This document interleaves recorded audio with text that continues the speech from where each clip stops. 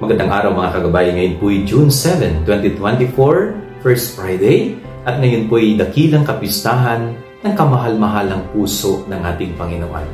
Napakaganda po na gawin nating modelo at huwaran ang banal na puso ng ating Panginoon.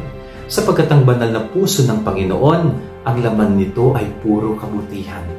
Ang laman nito ay puro pagmamahal. Kaya nga, ang lahat ng ginawa ni Jesus ay puro pagmamahal at kabutihan. Ganyan din po ang mangyayari sa isang pusong may halintulad sa puso ng Panginoon. Pag ang ating puso ay naging banal at mabuti katulad ng sa Panginoon, tayo palagi maghahangad din ng kabutihan sa iba. Tayo ay patuloy na maghahanap ng ikabubuti ng ating kapwa. Yan ang ating gabay-aral ngayong maghapon. God bless po sa inyo lahat. Pagpalain kayo ng Panginoon.